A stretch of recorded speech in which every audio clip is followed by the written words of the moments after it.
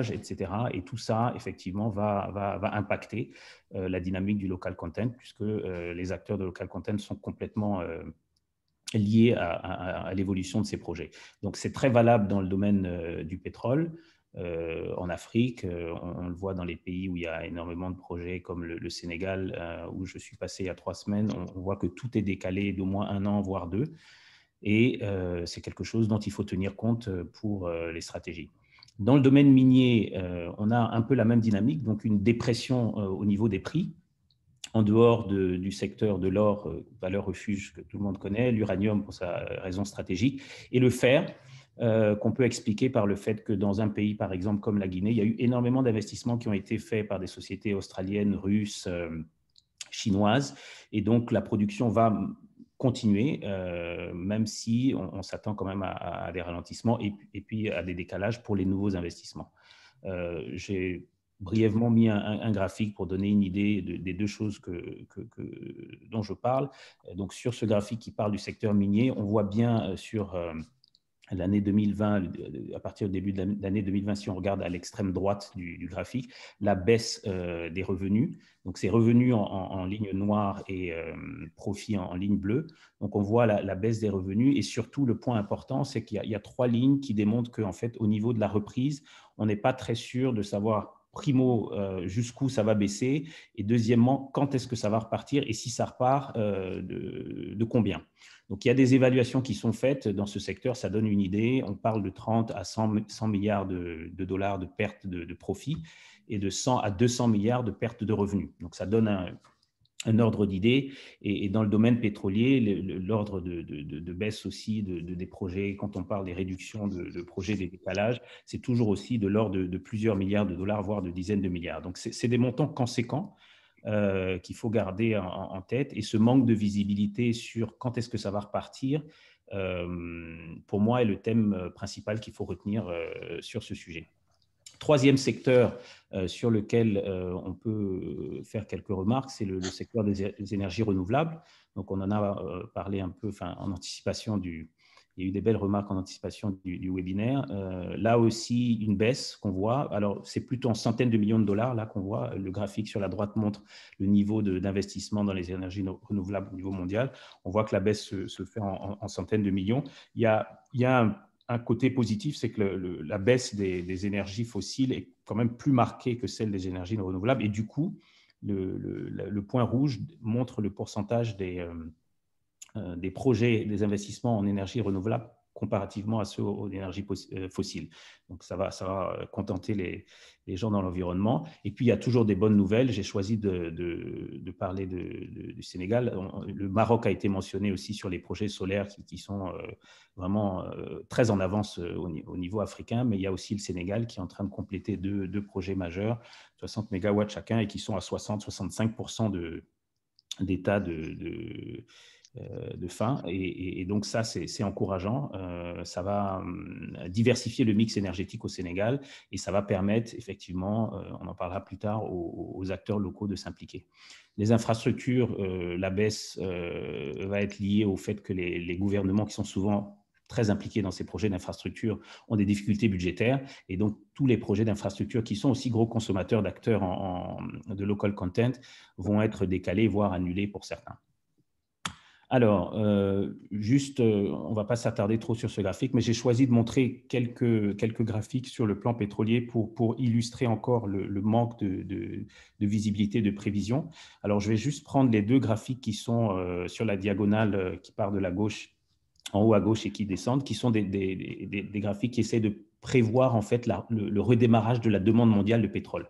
Donc, si on regarde au niveau du premier trimestre 2021, qui est l'hypothèse donnée par tous les experts sur le moment de la reprise, on s'attend tous à une reprise 2021, on voit qu'on passe de zones négatives sur 2020 avec une forte baisse de la demande qui va parfois jusqu'à 4 ou 8 millions de barils jour, à une reprise au premier trimestre de différents niveaux en fonction des pays. C'est un peu ce que montre aussi le graphique en bas à droite. Sauf que là, on a à la fois l'offre et la demande qui jouent et le niveau des stocks qui est contrôlé. Et c'est pareil, ce sont des indicateurs qui permettent de savoir est-ce que la demande va repartir, est-ce qu'elle est en ligne avec le supply, et le niveau des stocks qui impacte directement le prix du pétrole va dépendre de l'écart entre les deux. Donc, oui, il y a des prévisions qui sont faites. Mon point de vue reste que ça reste incertain.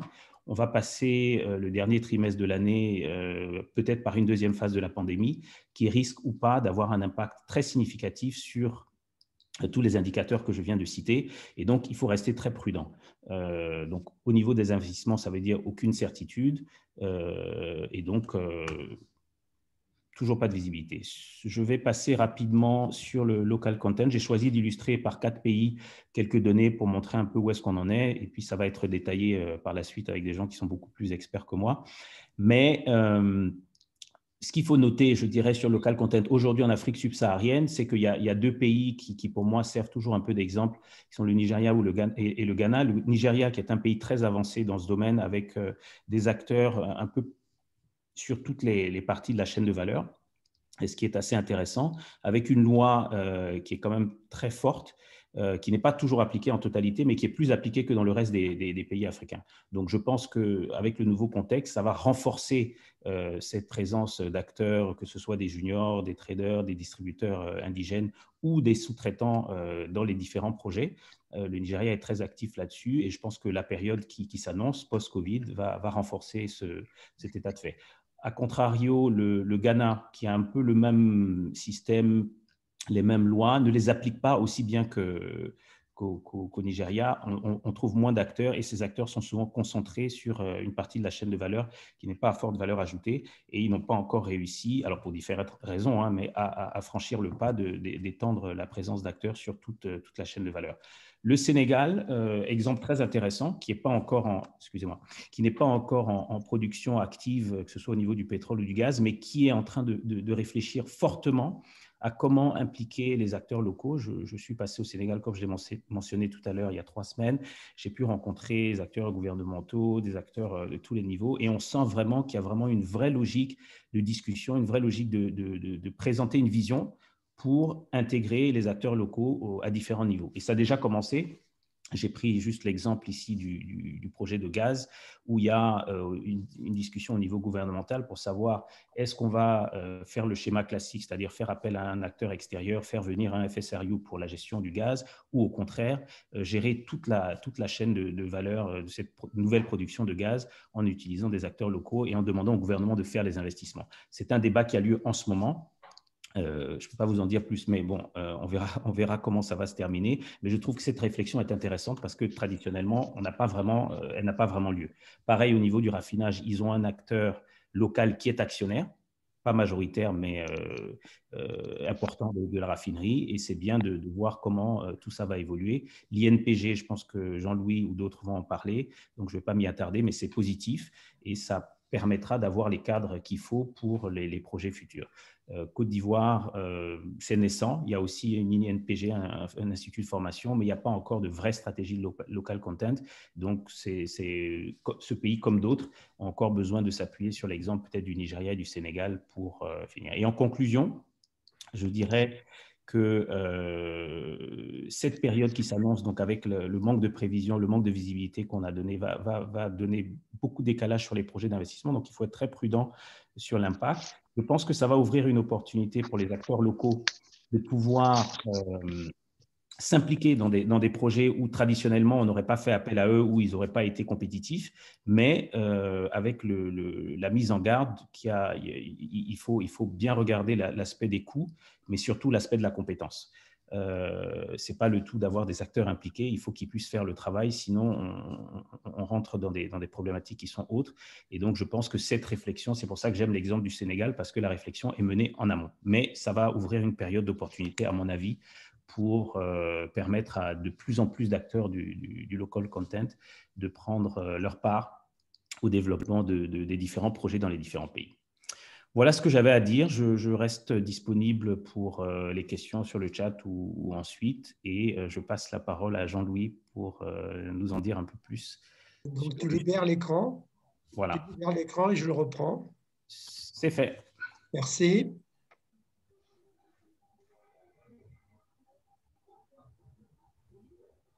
Du coup, Jean-Louis, comme on a du coup pris déjà un peu de retard, si tu peux essayer d'aller, je dirais, un peu plus vite que prévu. Merci beaucoup. D'accord.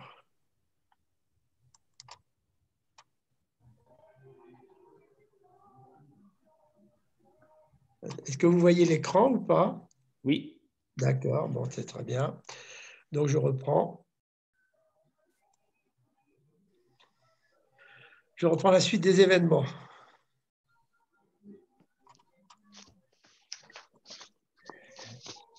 Bon, très rapidement, depuis 25 ans, nous sommes de par le monde avec nos différents métiers dans les différents domaines du pétrole et du gaz. Et actuellement, nous sommes en train de vivre un approfondissement sur 3 thèmes qui sont la société plus sûre, plus solidaire et plus écologique. Alors, juste, nous avons lancé il y a 5 ans maintenant, enfin, il y a plus de 4 ans, le programme Aspire d'assistance spécialiste impactés par la réduction d'effectifs. Donc, il s'agit d'accompagner les gens qui se retrouvent sur le marché du travail pour qu'ils restent dans leur spécialité et qu'ils puissent être redisponibles au moment de la reprise.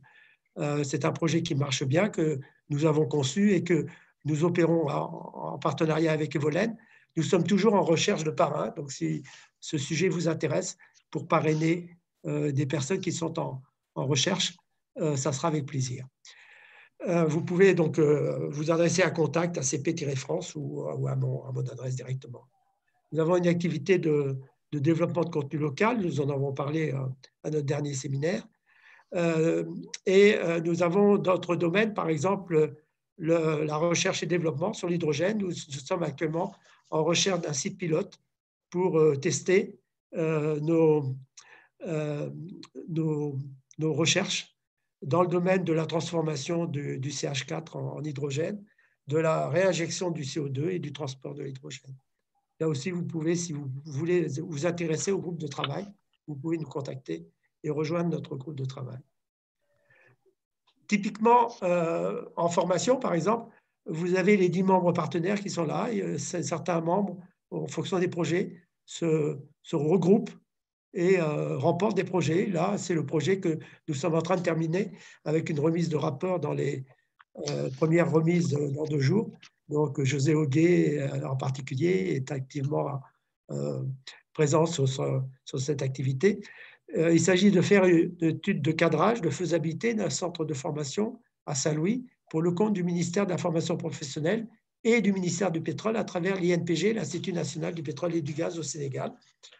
Nous avons commencé par un mapping avec on a interviewé une vingtaine d'entreprises sénégalaises dans le domaine pétrole et gaz, mais aussi dans le domaine minier et dans le domaine de l'énergie. Et nous présentons une étude de faisabilité et aussi un partenariat public-privé pour intégrer dans le cadre du développement, du financement, le privé à cette entreprise. Je souhaite refaire le lien très rapidement avec ce qui avait été dit, ce que j'avais présenté à la fin juin. En fait, là, nous sommes dans une situation de crise de l'Afrique subsaharienne dans 3 domaines qui sont le domaine sanitaire, le Covid, le cours des matières premières et le climat. Et alors que tout ça se situe dans un environnement d'une économie informelle très forte. Au Sénégal, les autorités parlent de 95% de l'économie qui est informelle et un taux de désindustrialisation précoce. Alors, juste, c'est peut-être intéressant de rappeler que donc vous avez ici l'évolution dans le temps et en même temps l'évolution du PIB par habitant, puisque c'est homogène, et l'évolution de la contribution de valeur ajoutée, c'est en gros la part du secondaire, donc de l'activité secondaire, c'est-à-dire tout ce qui est manufacturier. Ce qu'on a vu dans les pays de l'Afrique subsaharienne, c'est une croissance lente et limitée de ce secteur secondaire, puis un passage vers le tertiaire, alors que dans le monde, et en particulier en Asie, la croissance a été beaucoup plus importante vers un taux d'industrialisation de 30%. Et c'est clair qu'il y a une attente des pays avec qui nous discutons de local contact, d'utiliser le local contact comme étant une opportunité, un catalyseur de réindustrialiser le pays. Je vais passer deux slides pour vous présenter très rapidement le retour que nous avons à travers des groupes de travail, en particulier avec Evolène, de groupes de travail dans les secteurs pétroliers. La situation du Covid, bon, très rapidement, mais vous le savez très bien, une grande partie de nos travailleurs sont en télétravail ou l'ont été ou le sont encore. Des grandes difficultés de transport, de voyage, avec des vols qui sont suspendus, qui sont même arrêtés, des mises en quarantaine, des retards dans la fourniture des équipements à cause des fournitures d'usines, des congestions de douane.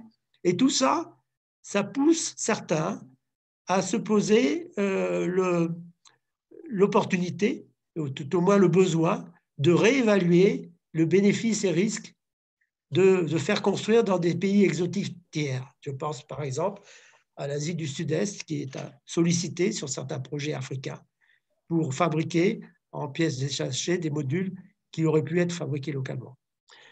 Le deuxième point, c'est le cours du brut, l'impact du cours du brut. Les sociétés internationales ont décidé de réduire leurs investissements et leurs coûts d'exploitation. Ils demandent à la supply chain, c'est-à-dire leurs fournisseurs, engineering en particulier, de réduire ses coûts, de participer à sa réduction de coûts. Les projets oil and gas sont retardés, certains sont annulés. Il y a moins de projets nouveaux, ce qu'on appelle les greenfields. Il y a plus de projets existants, qu'on appelle les brownfields. Et ma slide finale, c'est pour reprendre les 4 attentes des 4 groupes d'acteurs que je vais passer en revue. Le premier, ce sont les compagnies internationales oil and gas. Leur objectif, c'est de maintenir la production, de réduire les coûts, CAPEX et OPEX, d'être sélectif, de livrer à temps et de maintenir à la fois la qualité et la sécurité, et de rentrer dans un partenariat ou de développer encore davantage le partenariat avec le supply chain dans ces temps difficiles. Le supply chain international, donc c'est-à-dire les sociétés d'engineering, de construction, de services, l'objectif premier est de gagner et d'exécuter les projets, de réduire les coûts, d'attirer des talents pour l'avenir, d'accélérer la digitalisation et la transition énergétique, et d'être présent dans cette compétition forte avec des coûts chinois réduits et c'est un sujet dont on va reparler aujourd'hui, avec des solutions financières à apporter, en particulier par nos collègues anglais et norvégiens. Pour ce qui est des gouvernements, le premier objectif, c'est de maintenir la sécurité des personnes, à la fois la sécurité des personnes et la sécurité alimentaire, la sécurité du travail. Faire une diversification économique vers les énergies renouvelables, vers l'agriculture et le tourisme. Attirer des investissements pour les infrastructures et faire des développements induits à partir des projets oil and gas. En fait, je l'ai dit tout à l'heure, leur objectif, c'est d'utiliser, un de leurs objectifs, d'utiliser le local contact comme catalyseur de la réindustrialisation du pays. En fait, il ne s'agit pas de faire un coup en poussant ou en obligeant les partenaires à avoir des projets type éléphant blanc qui vont disparaître. Non, ce n'est pas ça. Il s'agit de donner au pays l'opportunité de développer les industries qu'ils ont déjà, en particulier au Sénégal, qui sont parfois mal utilisées et qu'ils veulent absolument redévelopper, en particulier pour le pétrole et du gaz, et aussi pour les industries plus pérennes, que ce soit l'énergie ou que ce soit les mines. C'est pour ça que le projet oil and gas, il était prévu dans les statuts qui s'intéressent aussi, qu'ils apportent des réponses au développement, aux besoins de développement dans le domaine des énergies et des mines. Pour ce qui est des fournisseurs locaux, le point principal, c'est d'avoir un accès au financement, et on en reparlera tout à l'heure, mais aussi d'atteindre les standards internationaux, mais aussi d'attirer des talents et de la formation du personnel. c'est une opportunité pour eux de se préparer pour les secteurs pérennes dont j'ai parlé tout à l'heure. Voilà, j'ai fini mon petit point. Je voulais le faire en titre d'introduction et je laisse la parole aux experts de financement. Merci beaucoup. Jean-Louis, est-ce que tu peux me redonner la main, s'il te plaît, et arrêter donc la présentation? Merci beaucoup. C'était intéressant, après cette introduction sur le local content, d'avoir l'éclairage, je dirais, d'un acteur stratégique qui est le CIAN. Et je passe la parole là, tout de suite à Étienne Giros, qui est le président délégué du CIAN, qui interviendra donc sur les stratégies de financement et donnera un éclairage sur l'Afrique. Ensuite, on aura Agnès Rémignac qui illustrera avec des exemples de montage de projets. Étienne, est-ce que vous voulez prendre la main sur la présentation ou vous voulez que je le fasse moi pour vous? Gardez-la, comme je n'ai qu'une slide, vous avez qu'à l'afficher. Et... Ok, ben, d'accord. Voilà. Donc je fais ça.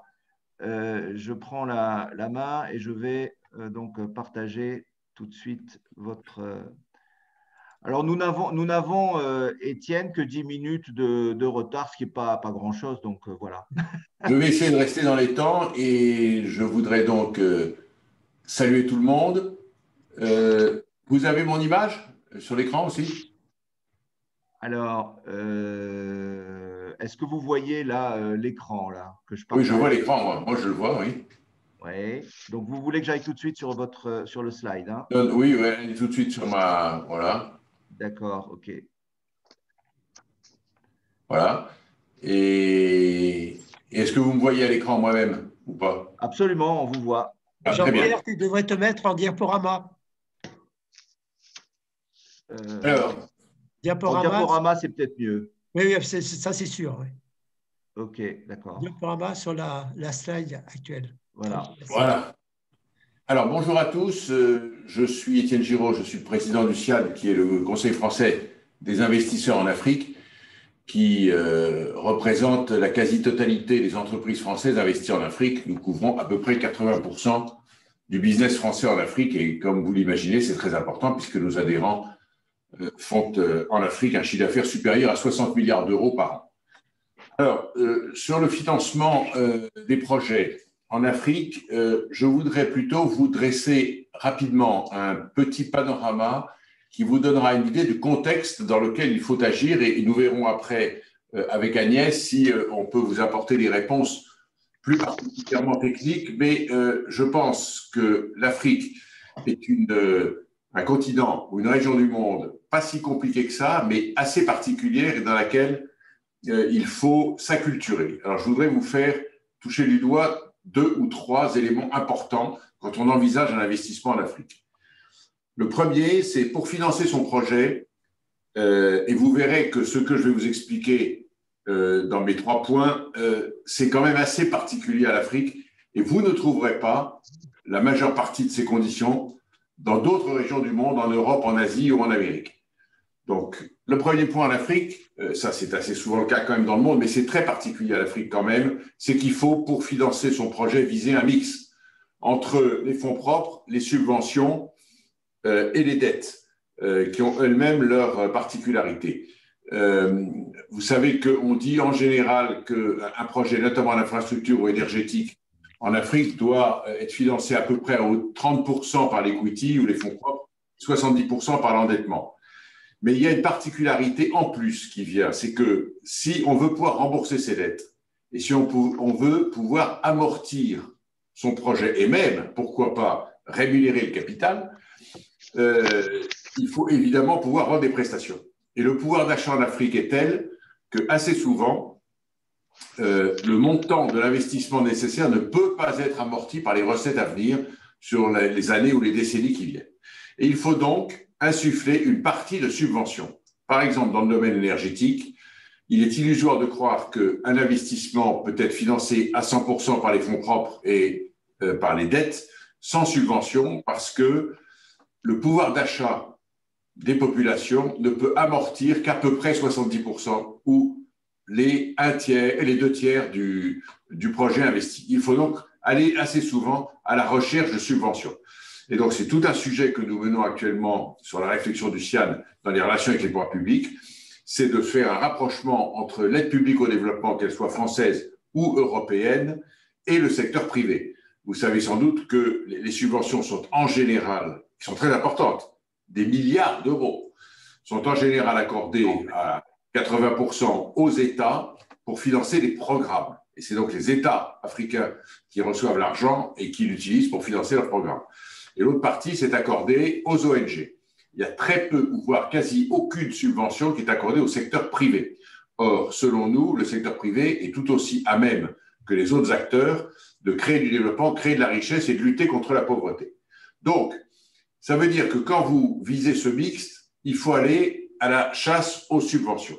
Et puis enfin, les dettes, un dernier mot sur les dettes pour vous dire que, compte tenu du fait qu'il y a beaucoup d'aides au développement sur ce continent, vous pouvez viser à obtenir des dettes bonifiées, c'est-à-dire en gros des dettes qui sont quelquefois accordées directement à l'État africain qui vous les rétrocède, mais qui sont en gros à 0% d'intérêt avec une très longue période de grâce et sur une durée qui peut quelquefois aller jusqu'à 50 ans. Donc c'est ça la dette bonifiée. Autrement, le reste, c'est les dettes commerciales habituelles. Donc première idée, viser un mixte. Deuxième idée, répondre à des conditionnalités qui ne vous seront pas toujours exigées ou qui sont là de facto dans les autres continents du monde. En Afrique, quand vous allez présenter votre dossier, soit pour l'emporter, soit pour trouver un financement, soit pour le déployer, on va vous demander de remplir un certain nombre de conditionnalités. La première, c'est le local content. On en a parlé tout à l'heure, je ne vais pas revenir dessus, mais le local content, c'est évidemment l'impact que vous pouvez avoir, que votre investissement peut avoir sur l'emploi local. C'est essentiellement ça, et c'est donc l'usage. D'abord, vous avez le partenariat dans le capital. Il faut avoir évidemment des partenaires africains dans votre capital, autant que faire se peut. Mais c'est surtout l'utilisation de la sous-traitance. Ne pas tout importer ou ne pas tout traiter par des expatriés, mais utiliser les forces locales. Et là, évidemment, on se heurte à une difficulté qui est celle de la formation professionnelle et de la qualité et des partenaires et des employés qu'il faut recruter. Tout à l'heure, vous avez évoqué, Jean-Louis, le sujet de la désindustrialisation croissante, je crois que c'est vous qui l'avez évoqué, ou c'est Charles, du continent africain. Je ne peux pas contester malheureusement ce fait, mais il faut voir que, évidemment, ceci est totalement antinomique avec le local content, mais il faut voir que la raison essentielle de cela, c'est que, contrairement à ce qu'on pourrait croire, instinctivement, l'Afrique, dans la grande compétition mondiale, n'est pas compétitive ou insuffisamment compétitive. On pourrait croire que comme les salaires sont bas et que beaucoup de choses ne sont pas chères, au fond, on obtient une compétitivité parce que la productivité va augmenter, va peut-être pas être très brillante, mais il y a les salaires qui compensent. Mais la vérité, c'est que tout l'environnement n'est pas toujours suffisant. Et quand vous commencez à monter une usine, il faut commencer souvent par faire un branchement ferroviaire, créer une école, construire des logements pour le personnel et construire une petite centrale électrique pour fonctionner. Et donc, vous commencez très vite à plomber la compétitivité de votre projet. Je ferme la parenthèse. Deuxième conditionnalité qui est très importante, c'est la RSE, la responsabilité sociale d'entreprise, qui est demandée et exigée des acteurs de plus en plus compte tenu de l'environnement général des affaires en Afrique, et notamment les groupes occidentaux ou du Nord sont très challengés là-dessus. Alors ça passe par des actions sur la santé vis-à-vis du personnel et de l'environnement. Ça passe évidemment par un comportement citoyen, c'est-à-dire payer ses impôts, ne pas corrompre, c'est très important. Et puis, ça passe par tout un tas de questions qui sont finalement beaucoup plus ancrées dans nos mœurs en Europe qu'en Afrique et qu'on vous exige, qui sont la gestion du genre dans les employés, la question de la liberté religieuse ou de la non-liberté religieuse, et enfin la liberté et les libertés syndicales. Donc, l'africanisation des postes, la formation et toutes ces questions de RSE sont très essentielles et c'est souvent un grand critère de sélection des acteurs. Et le dernier point, mais ça je ne vais pas insister là-dessus parce qu'il est évident, c'est le contexte environnemental. Il y a encore 10 ou 15 ans, ces questions d'économie verte ou de protection de la nature n'étaient pas du tout mises en avant et tout le monde se souviendra du scandale qui a eu lieu il y a 12 ou 13 ans à Abidjan par exemple, où des opérateurs pétroliers européens sont venus après avoir dessouter et nettoyer leurs pétroliers, déposer leurs déchets pétroliers dans la lagune d'Abidjan, qui a causé une quarantaine de morts et un scandale planétaire. Donc tout ça, c'est fini, et l'exigence environnementale est là, et il faut évidemment s'y plier. Et le dernier point que je voulais évoquer rapidement, parce que le temps passe, c'est les particularités de l'Afrique. D'abord, vous avez un sujet qui est le sujet de la gouvernance et du climat des affaires. La gouvernance, à mes yeux, évidemment, tout le monde pense d'abord à la lutte contre la corruption, aux questions de corruption, mais moi, ça va beaucoup plus loin. C'est le harcèlement fiscal, c'est la faible qualité des administrations, et c'est le fait que, comme ça a été dit, l'informel étant très important en Afrique, je précise juste un chiffre, c'est les chiffres de 85 à 90% d'informel, ils sont tout à fait exacts, mais c'est pour l'emploi. 80 à 90% des Africains travaillent dans le secteur informel, mais le PIB ou la richesse produite est plutôt de 50-50, 50 informels et 50 formels. Mais donc, comme les entreprises formelles représentent une faible partie de l'économie, elles sont assez souvent victimes de harcèlements fiscaux qui posent des problèmes de gouvernance. Et donc, c'est le climat des affaires sur lequel nous, aussi, on travaille énormément et qui s'améliore. Objectivement, ça s'améliore, mais il y a encore du travail à faire. Donc, c'est une particularité qu'il faut prendre conscience. La deuxième particularité sur le financement, c'est les garanties. Beaucoup d'acteurs ne se rendent pas compte que ce n'est pas tellement trouver de l'argent qui pose problème pour financer un projet en Afrique, parce que l'argent, il y en a plein. Il y en a chez les bailleurs, il y en a dans les banques, il y en a dans les diasporas, et il y en a chez les bailleurs de fonds. Il y a beaucoup d'argent.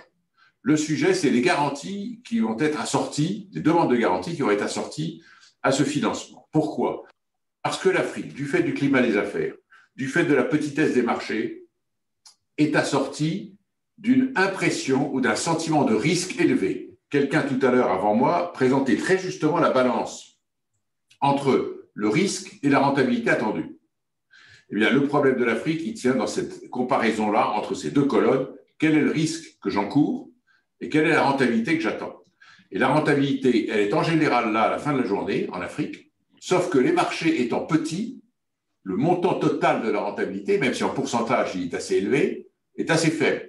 Et un certain nombre d'acteurs se disent, moi je ne peux pas prendre un risque réputationnel, un risque juridique ou même un risque sécuritaire tout court, assez important, alors que le retour sur investissement en argent est assez faible. Et donc je n'investis pas.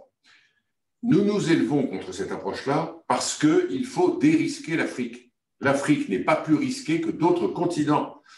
On n'est pas plus enlevé. Il n'y a pas plus d'impayés. Il n'y a pas, c'est peut-être quelquefois plus compliqué, c'est peut-être plus long, mais la rentabilité est au fin du rendez-vous et il faut la dérisquer dans l'esprit des gens parce que c'est ça qui fait exiger des garanties. Si on exige des garanties très élevées que souvent les acteurs ne peuvent pas produire et donc se retirent des affaires, c'est à cause de ces sentiments de risque de l'Afrique. Et enfin, le dernier point, très classique dans le monde, mais assez particulier quand même en Afrique, en tout cas en dehors de la zone CFA, c'est la question des devises et des conditions de change. Il y a deux particularités en Afrique, c'est que si vous empruntez, si vous financez votre projet de l'argent africain, ça va être cher, entre 10 et 15% par an. Si vous empruntez et vous financez votre projet avec de l'argent américain ou européen, compte tenu actuellement du coût d'argent, si la rentabilité est là et que le porteur du projet est convenable, vous allez pouvoir emprunter à des taux ridiculement bas. Donc vous êtes tenté de le faire. Mais le problème, c'est que vous allez tout de suite être confronté, et ça c'est une confrontation très réelle, entre le fait que vos recettes, en général, si ça n'est pas pour l'exportation, sont en monnaie locale, et votre endettement est en monnaie internationale ou dure. Et donc là, évidemment, il y a un petit problème, c'est que avoir sa dette en monnaie dure et ses ressources en monnaie locale, ça vous met dans une condition de risque de change en cas d'évaluation. Alors, dans la zone CFA, qui, je vous rappelle, couvre 14 pays, ce problème n'existe pas, mais il faut faire attention, quand la NERA au Nigeria dévalue d'un seul coup de 45%, ça fait quand même mauvaise impression pour les investisseurs qui se sont endettés en dollars ou en euros. Et puis l'autre point qu'il faut quand même préciser, c'est les conditions de change. En théorie, en tout cas dans la zone franc, mais aussi dans beaucoup d'autres pays, la liberté de change et la convertibilité existent et sont garanties. Dans la pratique, les banques centrales mettent souvent ou érigent des obstacles au transfert de fonds, non pas parce qu'ils sont anti-mouvement de fonds ou pour des raisons doctrinales, mais tout simplement parce qu'ils n'ont pas assez de devises, ils n'ont pas assez de couverture, et un transfert de fonds peut prendre 3, 4, 5, 6 ou 8 mois, ce qui alourdit un tout petit peu l'exploitation d'un projet. Donc, il faut simplement le prendre en compte, et ces particularités-là, il faut les connaître. Donc, quand vous allez en Afrique, essayez de constituer un tour de table. Tenez bien compte des conditionnalités qu'on va vous demander, qui sont assez souvent assez bureaucratiques. Donc, il faut simplement se préparer à y répondre, mais ça n'est absolument pas insurmontable. Et enfin, dites-vous que vous allez avoir certaines particularités que vous ne trouveriez pas dans d'autres régions du monde, et on va vous demander tout ça pour monter votre dossier de financement. Mais quand tout ça c'est fait, et il y a plein de spécialistes pour ça, eh bien, vous allez avoir une vie plutôt agréable et rentable. Voilà ce que je voulais dire en termes cadre général et contexte des investissements, Jean-Pierre. Merci beaucoup, Étienne, pour cet éclairage très, très intéressant, très précis. Merci à tous d'utiliser le chat ou la conversation pour poser des questions à Étienne Giros, si vous voulez bien. Agnès, comme on l'avait dit, c'est intéressant, vu le sujet, d'avoir des exemples précis de montage, de dispositifs qui sont, je dirais, illustrés dans la réalité, qui sont utilisés dans la réalité par les entreprises qui investissent en Afrique. Et donc là, est-ce qu'on peut avoir avec vous un éclairage d'un exemple de ce type-là sur un investissement, comment dans le détail on fait, et puis aussi si vous avez un autre exemple sur le financement de l'activité, notamment d'une filiale, par exemple, d'une filiale française en Afrique. Merci Agnès de prendre la parole là, si vous êtes avec nous. Bonjour Jean-Pierre, vous m'entendez bien, j'espère. Donc merci. On vous entend peut-être un peu plus fort, parler un peu plus fort. Un peu plus fort, très bien. Merci Jean-Pierre pour cette invitation. Donc Agnès Rémignac, je suis effectivement directrice des financements et risques projets dans une entreprise d'entrepose, donc du pétrole et du gaz. En termes d'illustration d'un projet qui a pu voir le jour, on va dire, en Afrique, sur le montage du financement. Donc, comme le disait à juste titre Étienne Giros, sur le mix qu'il faut avoir. C'est un exemple qui a pris du temps aussi parce qu'effectivement, il y a beaucoup de démarches à faire, une lenteur administrative qui s'opère localement avec un privé qu'on avait et qui avait besoin d'un financement pour ses besoins. Et la structuration qui a pu être faite a été trouvée par le biais d'une banque quand même qui s'est portée garante pour lui en tant qu'emprunteur. Donc, on a pu mettre en place un crédit export, on va dire. Donc, une banque française qui nous accompagnait, nous, exportateurs, a pris le risque sur une banque locale au Nigeria, pardon. Et donc, cette banque locale était aussi identifiée comme éligible pour un assureur crédit. Donc, c'est toute une chaîne qui s'est mise en place et qui a permis en fait le financement. Alors, les montants aussi en termes de financement n'étaient pas très, très élevés en fait pour dire c'est pas 10 millions d'euros. Bon, ça peut paraître beaucoup pour certains, mais en l'occurrence, c'était un montant qui est assez faible en termes de crédit export. Souvent, on est confronté à ça, hein, c'est-à-dire que il y a des solutions, mais souvent, il faut aller chercher un certain niveau de financement pour que l'opération puisse se faire. Donc, on a trouvé une banque française, trouvé une banque en local qui avait une éligibilité auprès de l'assureur crédit. Donc, il a fallu aussi déposer des dossiers auprès de l'assureur crédit. En termes de garantie, comme le disait aussi Étienne Giros sur les garanties, ça peut être des garanties d'assureur crédit qui viennent apporter des solutions sur des mises en place de financement de tout type. Hein. Alors là, je vous parlais de crédit export. L'intérêt du crédit export, c'est que les maturités sont longues, les périodes de grâce pendant la période d'exécution sont là. Donc, on a un projet qui prenait 2 ans d'exécution et en fait, le client ne remboursait qu'à partir de la fin du projet avec une période de 6 mois de grâce, plus une durée assez longue de crédit qui était garantie dans le cadre de l'OCDE, notamment l'arrangement. Voilà pour un exemple qui a pu se faire au Nigeria. Ça ne s'est pas fait en direct sur l'entité privée. Là, c'était du privé et comme le signale aussi Étienne, beaucoup d'activités et de financements sont disponibles pour des grands acteurs publics là-bas en Afrique. Donc, les solutions existent. Beaucoup de solutions sont apportées, que ce soit par l'AFD ou sa filiale Proparco. Donc, ça demande aussi d'avoir des intervenants qui peuvent aller explorer ces solutions pour trouver un financement quel qu'il soit. Alors, un petit point peut-être à dire en plus aujourd'hui par rapport au secteur et au climat des affaires. Hein. Sur le domaine du pétrole et du gaz, nous sommes confrontés sur des banques qui se retirent de plus en plus sur les projets pétroliers pour la colorisation de l'opération. Donc, il faut aussi avoir un peu plus de temps aujourd'hui pour aller trouver le partenaire financier qui va nous accompagner sur des sujets de pétrole et gaz. Plus facilement, on va les trouver sur l'énergie, l'éolien ou tout ce qui est environnemental. Mais c'est vrai qu'on a cette difficulté de positionnement de nos banques sur des projets qui sont un peu moins green. Donc là aussi, c'est un frein qu'on peut trouver aujourd'hui. Un autre point qui a été facilité en termes encore de garantie, donc l'investissement par le biais du capital, hein, c'est-à-dire apporter une solution à une société filiale qui a besoin de se recapitaliser. Donc, par le biais de garanties, bon, pour ce qui est de la France, vous le savez, hein, c'est la BPI qui apporte des solutions d'accompagnement, de capital risque. Hein, donc, l'augmentation de capital a pu se faire avec l'appui d'un assureur qui est BPI notamment.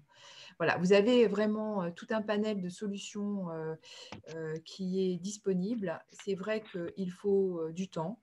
Ça prend du temps. Le climat des affaires est important. Le RSE, comme l'a souligné, le contexte environnemental est pris en compte aujourd'hui.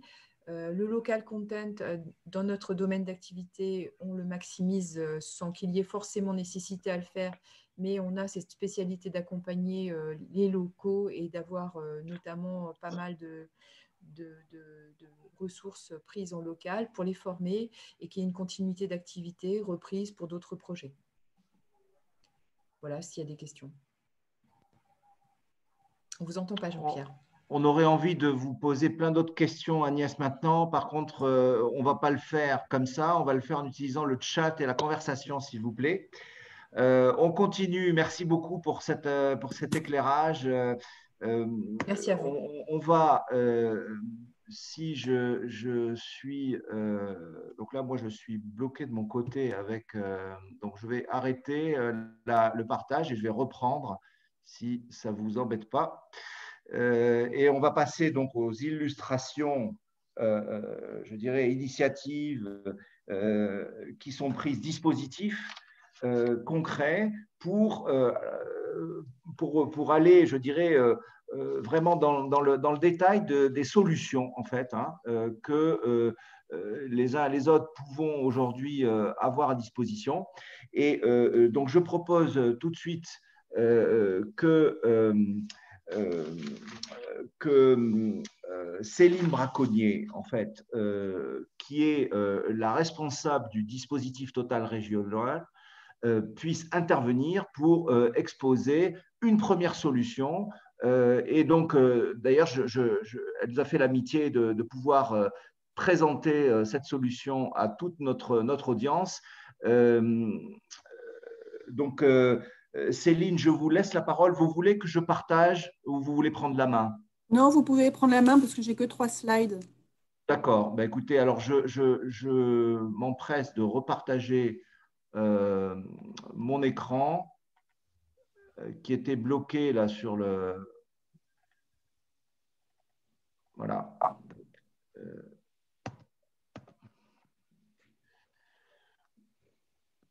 Voilà, donc je suis votre serviteur, là, Céline. Donc, on peut passer, voilà, merci. Donc, bonjour à tous. Un petit mot sur Total Développement Régional pour ceux qui ne connaissent pas ce dispositif de Total. Donc, en fait, Ça permet aux PME françaises de booster leurs projets. On intervient, nous, à différents niveaux. Donc, on accompagne essentiellement les PME françaises qui sont en création, en développement ou qui exportent leurs produits donc, à l'étranger. Notre mission, c'est de soutenir les entreprises qui vont créer ou maintenir de l'emploi en France. Je précise que ce qu'on regarde dans notre outil de financement, c'est bien les emplois que la PME française va créer en France. Le dispositif de financement qu'on propose, notamment pour les entreprises qui exportent, on estime que l'export ou l'international au sens général est un levier de croissance, mais que quelque part, la structure française doit aussi en bénéficier. Donc, juste sur Total Développement Régional, on a 3 dispositifs d'accompagnement des entreprises. Donc, l'outil Financer les entreprises, c'est celui que je vais vous présenter aujourd'hui. On a un deuxième outil pour soutenir les projets industriels.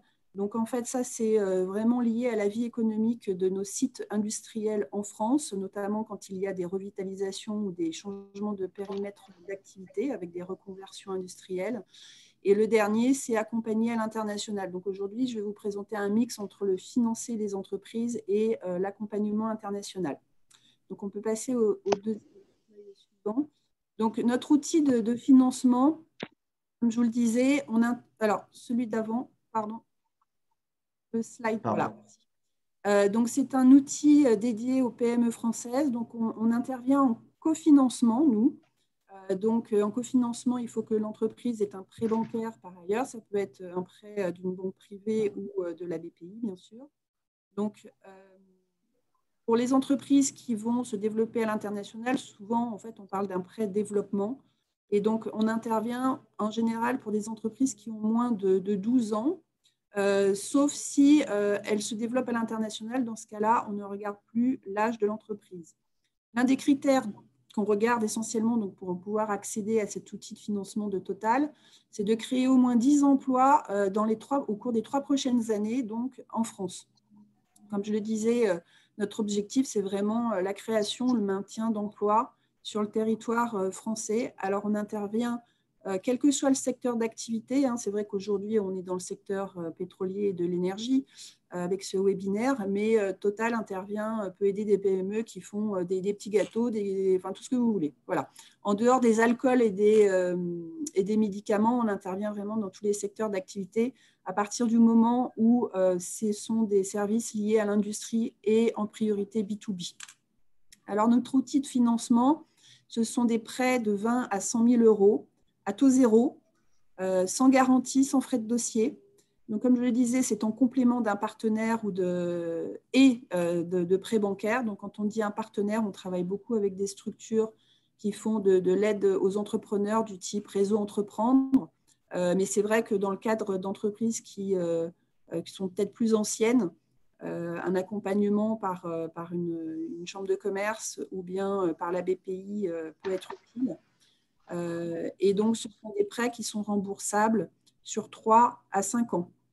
Donc, petite précision, je vous disais qu'il faut créer minimum 10 emplois en France sur les 3 prochaines années. La barre est à 15 emplois en Île-de-France, tout simplement parce qu'on a énormément de demandes sur l'Île-de-France et donc on a remonté un petit peu le curseur. Quelques chiffres clés, donc on accorde, vous voyez les chiffres de 2019, à peu près 8 millions d'euros de prêts par an, presque 200 entreprises aidées, et donc on participe au maintien ou au soutien de plus de 4000 emplois sur le territoire français. Donc, slide suivante, si on passe à l'international. Ça marche. Ça a marché tout à l'heure, donc il n'y a pas de raison que ça ne marche pas là. C'est pas grave, j'enchaîne. Donc, oui. En fait, le prêt export est complémentaire à ce prêt financer les entreprises. La seule différence, c'est que forcément, on va étudier le business plan lié à l'international pour être sûr qu'il est vecteur de croissance pour notamment la structure française. Donc, c'est un petit peu plus difficile que simplement demander une assurance prospection, puisque dans les demandes d'instruction de prêt, on demande à ce que vous fournissiez un business plan prévisionnel sur les 3 prochaines années et également un plan de financement. Donc, ça veut dire qu'au préalable, il faut avoir un petit peu travaillé sa copie pour faire une demande de prêt. Voilà. Donc ça, c'est vraiment sur la partie financement. Donc, je serais vraiment ravie de pouvoir répondre à vos questions à la fin du webinaire. Juste un petit mot sur ce dispositif d'accompagnement à l'international dont je suis en charge. On peut également aider les entreprises. Donc là, on sort du financement. En fait, on les accompagne à l'occasion de missions d'affaires à l'étranger sur des salons. Donc, c'est souvent des missions organisées ça peut être par Evolène, par les chambres de commerce ou Business France. Donc là, on va intervenir dans des missions qui sont proches de l'écosystème de Total pour favoriser les échanges, notamment entre les PME qui font le déplacement et les équipes de Total dans la filiale à l'étranger. Et également, donc pour les PME, mais également les ETI, on est capable d'accueillir gratuitement un collaborateur au sein d'une filiale de Total à l'étranger, donc soit un VIE, ou bien l'un de vos salariés, ça peut être un salarié français que vous envoyez en détachement quelques mois ou en expatriation. Ça peut être également un salarié étranger à partir du moment où il y a un contrat de travail entre vous et cette personne. Voilà, j'en ai terminé. Je vous remercie. Merci beaucoup, Céline. Et puis, en fait, vous voyez, il y a l'adresse email de Céline sur le slide. Donc, ceux qui sont évidemment intéressés par ce dispositif peuvent, j'imagine, vous contacter. On enchaîne avec Phileas, Guillaume Estager, qui est un expert financier et qui va nous parler du financement des grands projets, en particulier en prenant l'exemple du secteur de l'énergie. Guillaume, je vous laisse la parole. Merci Jean-Pierre, et je vous laisse la main sur… Et je passe les slides comme on l'avait dit ensemble. Oui, tout à fait, merci.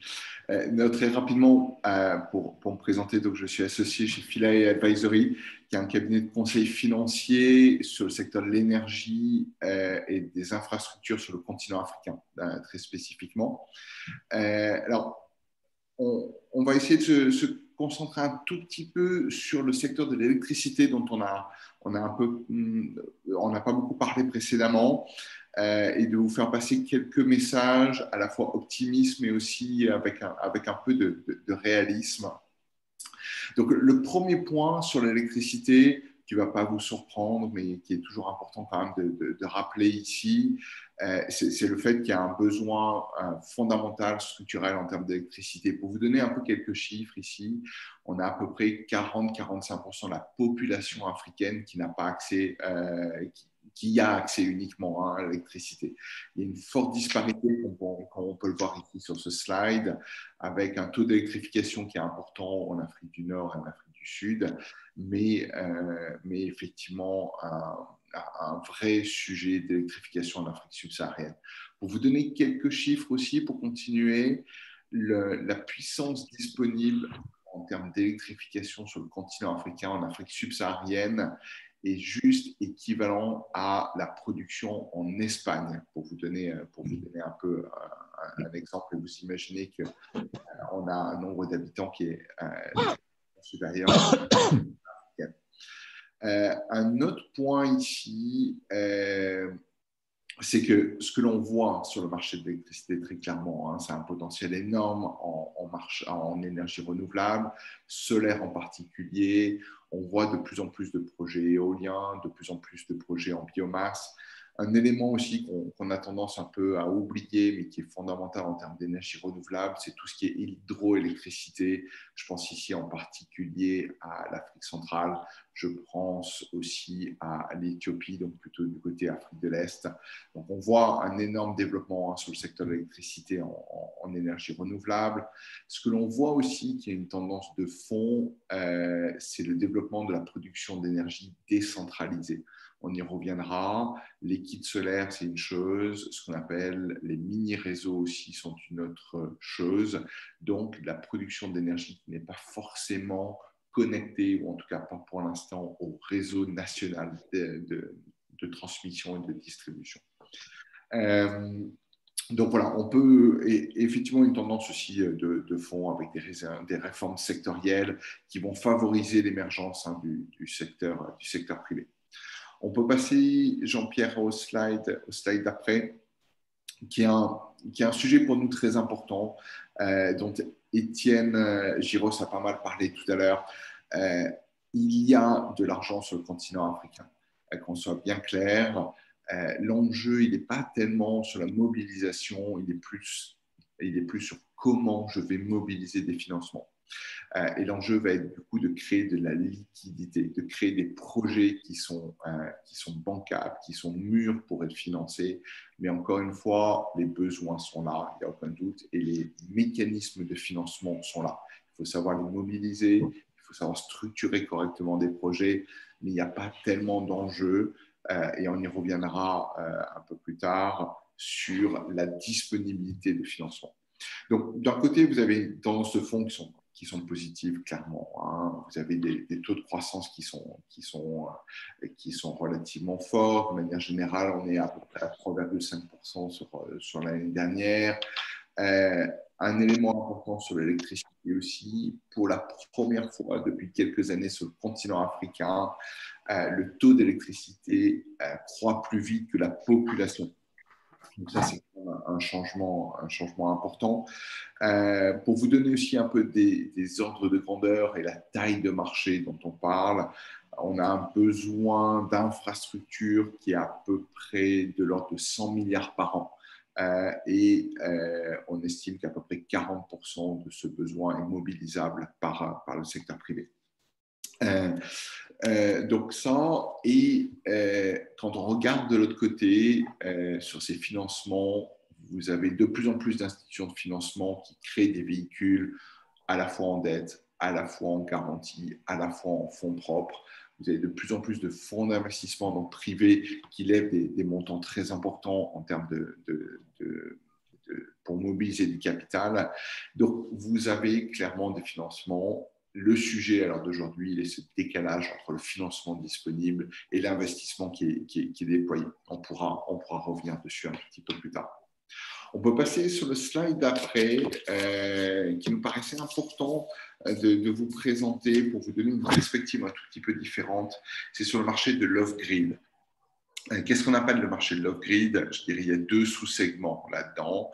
Vous avez le marché qu'on appelle des kits solaires. Je ne sais pas si vous voyez tous de quoi on parle, mais qui est en fait la mise en place d'un panneau photovoltaïque en général sur le toit des habitations, avec la possibilité de connecter quelques ampoules, éventuellement une télévision ou un frigo, qui a un marché en pleine explosion sur le continent africain, un marché qui lève des financements de plus en plus importants. Ces dernières années, de plus en plus de financements en dette, ce qui aussi démontre un peu la maturité du secteur. Et d'un autre côté, l'émergence d'un autre secteur qu'on appelle le secteur des mini-grids, qui est en fait la production et la distribution de manière intégrée d'électricité. Donc, généralement, soit au niveau d'un village ou d'un groupe de villages et de plus en plus au niveau de villes entières, avec l'émergence en fait, d'acteurs indépendants de production et distribution d'électricité. On pourra en revenir éventuellement dans les questions si vous en avez ou plus tard. Vous avez des enjeux spécifiques en termes de financement sur l'off-grid ici, qui sont importants de comprendre, de creuser, qui sont juridiques, qui sont financiers. Pour vous donner quelques exemples ici, un enjeu réglementaire qui est fort, à savoir est-ce que vous avez besoin de licence, est-ce que vous avez besoin d'autorisation spécifique, est-ce que vous voulez structurer une concession liée à ça, sur ce marché-là, il y a une notion d'exclusivité ou pas qui est très important de clarifier et de comprendre, qui aura un impact sur votre capacité à financer ce type de projet. Sujet assez classique aussi sur l'électrification. Comment est-ce qu'on ajuste les tarifs? Est-ce que c'est réglementé? Est-ce que c'est contractuel? Quand est-ce que vous pouvez les ajuster? Comment vous pouvez les ajuster? Ça, ce sont des sujets fondamentaux pour les banques, hein, pour les prêteurs. Un risque spécifique aussi sur tout le secteur de l'off-grid, c'est quel est le risque de connexion? Est-ce que le réseau national va, oui ou non, arriver dans votre secteur? Et si oui, ce qui peut arriver, ce qui n'est pas forcément un problème, quel est le processus d'indemnisation, à la fois pour les prêteurs et pour les investisseurs? On pourra revenir éventuellement là-dessus si vous le voulez, durant les questions. On va passer au dernier slide. Qu'est-ce que l'on voit aussi sur ce secteur de l'énergie? Alors là, je parle plus particulièrement des plus gros projets d'infrastructure sur ce secteur du renouvelable en particulier. On voit clairement l'émergence d'instruments innovants de financement. Et ça, c'est une tendance de fond depuis quelques années, intéressante. Et donc, l'impératif d'avoir des projets qui sont ce qu'on appelle climato-compatibles, hein, principalement des projets renouvelables, mais aussi des projets dans le oil and gas qui, comme on en parlait tout à l'heure, doivent satisfaire des conditions environnementales et sociales assez draconiennes. Mais à partir du moment où vous arrivez justement à satisfaire ces conditions-là, vous avez clairement l'émergence ces dernières années de quelques acteurs spécifiques qui vont vous permettre de lever des financements qui peuvent être compétitifs et très intéressants pour le financement de vos projets. Alors là-dessus, d'une manière assez classique, on en parlait tout à l'heure, à la fois sur des fonds propres, hein, avec de plus en plus de fonds d'investissement privés ou publics qui sont spécialisés sur ces projets verts renouvelables.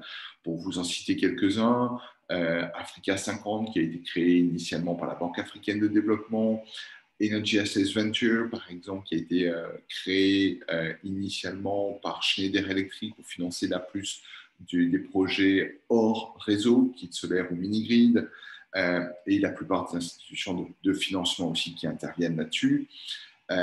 Ensuite, en dette, bien évidemment, hein, vous avez des acteurs comme le Fonds vert, comme la plupart des institutions financières de développement, et de plus en plus d'acteurs privés ou parapublics. Je pense ici à EIF, Emerging Africa Infrastructure Fund, qui est un fonds anglais géré par l'Afrique du Sud, par des Sud-Africains, pardon. Et on a parlé tout à l'heure, et Étienne Giros revenait là-dessus, pour nous c'est un point fondamental. On parle de fonds propres, on parle de dette, mais il est aussi très important sur le continent africain de se focaliser sur les instruments de garantie. Alors, garantie, il y a beaucoup de véhicules différents. Pour vous en citer quelques-uns, des gens comme Garantco, des gens comme RLSF, qui à la fois peuvent garantir soit des paiements de contrats d'électricité sur du long terme, hein, ce qu'on appelle des contrats de liquidité, ou des risques spécifiques qui peuvent être importants sur le continent africain et donc qui sont des éléments clés de ce qu'on appelle de bancabilité, de votre capacité à lever de la dette, sur la gestion des risques politiques, par exemple.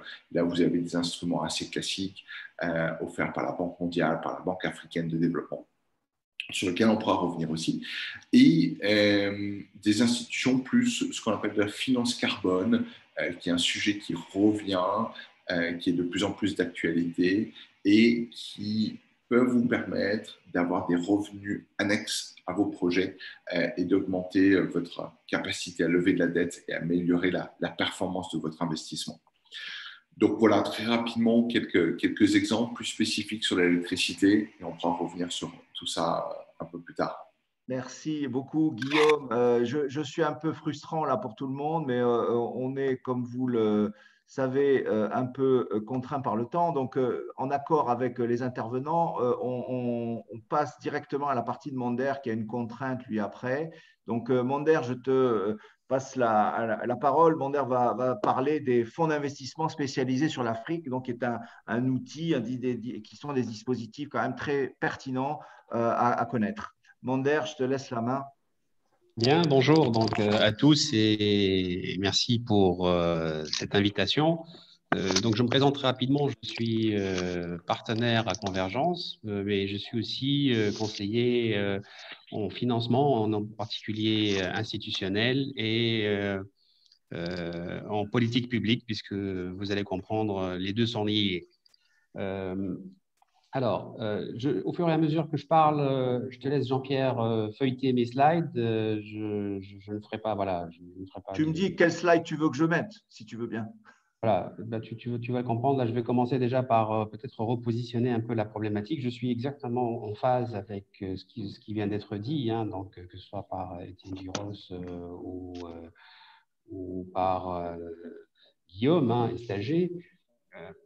Il y a de l'innovation en Afrique, et s'il y a de l'innovation en Afrique, elle n'est pas seulement du côté projet, elle est aussi du côté financement. Il faut savoir que l'Afrique est un continent qui présente une particularité. La particularité d'abord en termes de développement, donc il y a encore un gap, donc il y a du chemin à faire pour rattraper en tout cas un niveau de développement requis pour assurer le bien-être de la population africaine. Et il y a aussi un gap au niveau de la structuration des marchés et au niveau des risques. Donc, les risques commerciaux sont plus ou moins effectivement les mêmes, comme disait M. Giros. Hein. Donc, on est vraiment sur des risques commerciaux, en tout cas mesurables sur le marché. Par contre, les autres risques qui sont moins bien, en tout cas mesurables, sont les risques non commerciaux, comme les conflits, comme les dévaluations des monnaies, et donc les politiques monétaires, etc., africaines. Et tout cela rajoute une couche de complexité dans la stratégie d'investissement. C'est pour cette raison que les aides au développement, généralement, sont liées à ces deux sujets. Donc, quand on offre des services financiers en Afrique, en tout cas les pays qui sont en tout cas des supporters ou des bailleurs de fonds qui cherchent à aider l'Afrique, comme la France d'ailleurs, la France en fait partie, les pays du G20 d'une manière générale, eh bien, ils assortissent leurs conditions de prêt ou de financement ou de subvention à des réformes. Voilà, c'est un peu le lien entre l'investissement d'un côté et les réformes de l'autre. Maintenant, il y a une nouvelle tendance. Cette tendance qui a créé une classe d'actifs nouvelle qui s'appelle la blended finance ou la finance mixte. Les bailleurs de fonds, les agences de développement commencent à prêter ou à financer en direct donc des projets. Alors, soit via des fonds d'impact, comme on verra tout à l'heure dans mes slides, ou directement des entreprises ou des projets. Voilà. Alors, qu'est-ce que c'est que cette blended finance? Il faut savoir que la définition a été donnée par le CDE en particulier. Donc, c'est lorsque le financement répond à 5. Donc, si tu permets, Jean-Pierre revient un peu sur la slide. Voilà, cette slide-là reste là. Donc, la blended finance, en fait, elle se définit par la réunion des critères suivants. Lorsque les sources de financement, bien sûr, sont diversifiées, alors on trouve de l'institutionnel, du public et du privé. Et lorsqu'il y a un minimum de concessionnalité, alors qu'est-ce qu'une concessionnalité? En fait, c'est des taux d'intérêt, bien sûr, avantageux, et c'est le but d'ailleurs. Donc, le manque de liquidité et le manque de capitaux en Afrique n'est considéré comme une aide au développement que le prêt qui est bien sûr à des taux d'intérêt inférieurs au taux du marché. Et la chose la plus importante derrière cela, il faut que le projet soit lié à des objectifs de développement durable. Donc, les fameux ODD des Nations Unies, pratiquement quasiment tous les pays africains sont signataires, et donc évidemment, on ne peut bénéficier de cette concessionnalité que si on investit dans un projet qui a un impact positif, avec, alors, d'une manière soit implicite ou explicite, l'intention de mobiliser, faire de l'attraction sur le marché donc des capitaux locaux, donc d'impacter le marché des capitaux locaux, et en arrimant en tout cas les effets de démonstration dans le contexte local avec ce que cela exige comme transparence et bonne gouvernance. Voilà en gros le sujet. Donc, vous voyez cette classe d'actifs, si on ose l'appeler comme ça, donc de blended finance, est aujourd'hui en train de prendre de l'ampleur. On peut passer à la slide d'après. Elle pèserait actuellement autour de 150 milliards de dollars, sachant que les besoins, donc globalement dans le monde, pas uniquement en Afrique, les besoins dans le monde sont autour de 2400 milliards de dollars. Donc, vous voyez, on est encore très, très loin de couvrir tous les besoins en développement. Donc, la slide suivante, s'il te plaît, Jean-Pierre. Oui, je suis désolé. Si tu n'arrives pas, donc je continue. Je vais y arriver. Voilà. Si, bon, non, mais il n'y a pas de souci. De toute façon, tu enchaînes et puis je… Voilà, j'enchaîne. Ce qui est important, peut-être, comme le temps est un peu limité, donc je voudrais insister sur en fait, la manière de procéder. Hein. Donc, généralement, les projets sont identifiés par les gouvernements, et c'est les gouvernements qui autorisent, en tout cas, ou qui libèrent, en fait, l'accès aux bailleurs de fonds. Hein. Donc, on verra tout à l'heure. Il ne s'agit pas de frapper la porte si on n'a pas ce n'est pas backed by the government. Hein. Donc, ce sont des projets souvent qui vont être soutenus par le gouvernement. Ça peut être des projets PPP, par exemple. Hein. Donc, d'où l'idée de bien défendre la rationalité du projet avant d'aller voir le bailleur de fonds.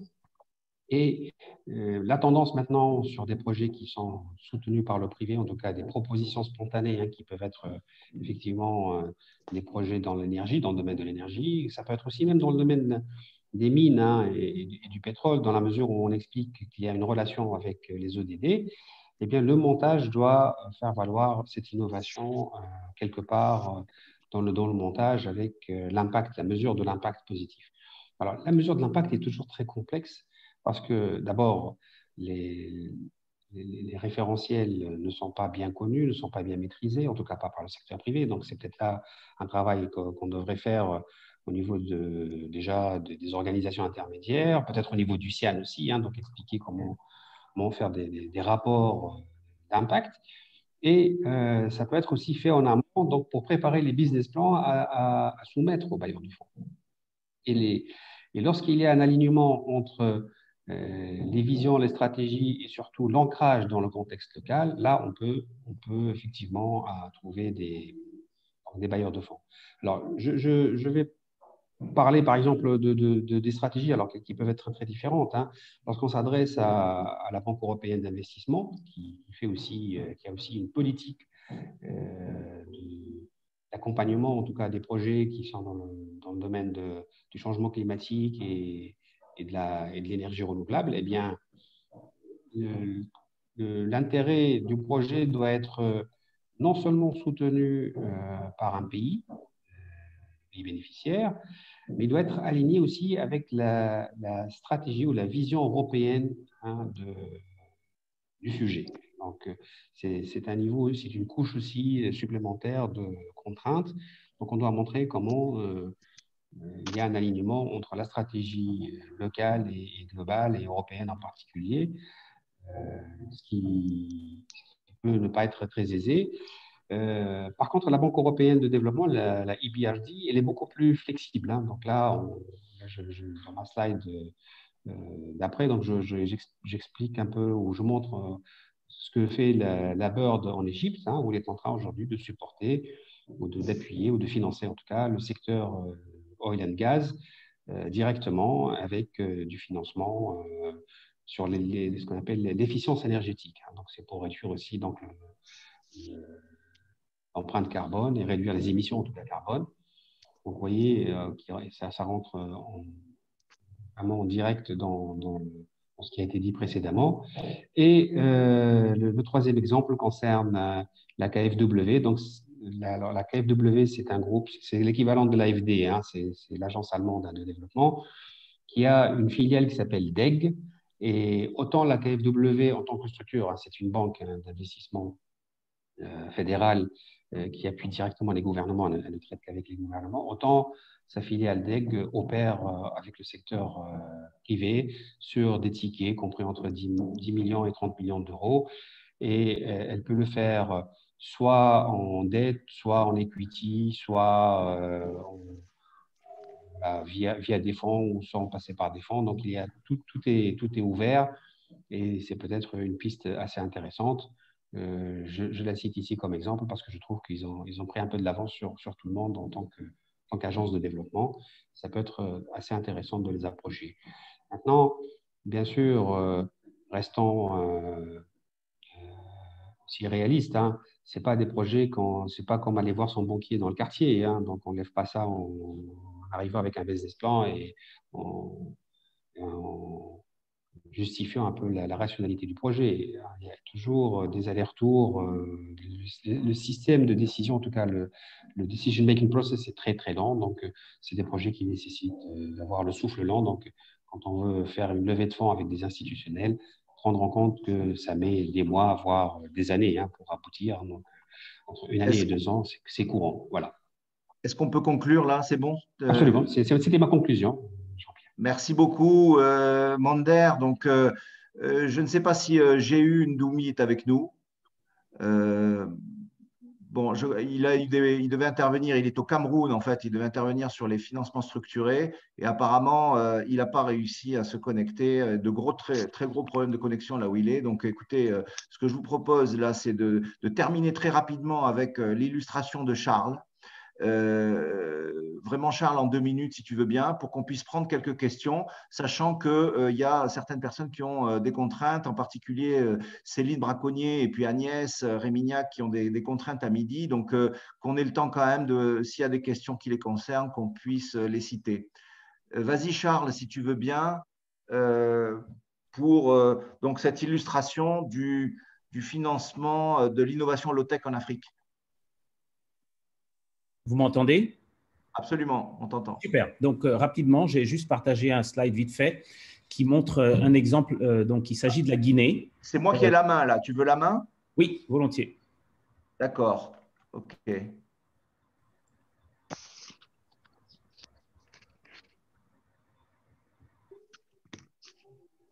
On voit ton slide, c'est bon. C'est bon, super. Donc, il s'agit d'une combinaison de financement alternatif, enfin de nouvelles formes de financement et d'entrepreneuriat innovatif. Donc, la Guinée, production de sel par des coopératives locales, quelque chose qui est très, très destructeur pour l'environnement dans la mesure où ça détruit la mangrove, la production de sel, parce qu'il faut à peu près 3 kilos de bois qui est pris dans la mangrove pour produire 1 kilo de sel. Alors, ça a été changé aujourd'hui avec l'image que vous voyez, où on importe ces bâches qui viennent de Chine et qui permettent d'éliminer l'utilisation de bois et de se baser que sur le soleil et le vent. Et on est sur des productions qui vont à peu près à 1,8 tonnes de sel produit sur une période d'1 mois, donc, par jour, pardon. Avec 120 bâches, aujourd'hui, ils utilisent à peu près 120 bâches pour produire cette quantité de sel. Et sur l'année, on arrive à des volumes en plusieurs dizaines de sel sans utilisation de bois, sans destruction de l'environnement. Ça a été financé au départ, comme on le rappelait tout à l'heure, par des subventions, des dons. Et aujourd'hui, cette société qui a prouvé que ça marchait, et c'est comme ça que je les ai connus, a sollicité un financement classique de banque locale pour développer, et ça va se répandre dans tout le pays. Donc, c'est vraiment l'exemple, vraiment en 2 minutes, d'un projet innovant qui a été initié localement avec de la recherche de technologie qui est disponible dans le monde. On importe des bâches et on arrête de détruire l'environnement qui était un gros problème dans ce pays pour la saliculture. OK, merci beaucoup. Charles, ce que je vous propose là tout de suite, c'est passer aux questions-réponses.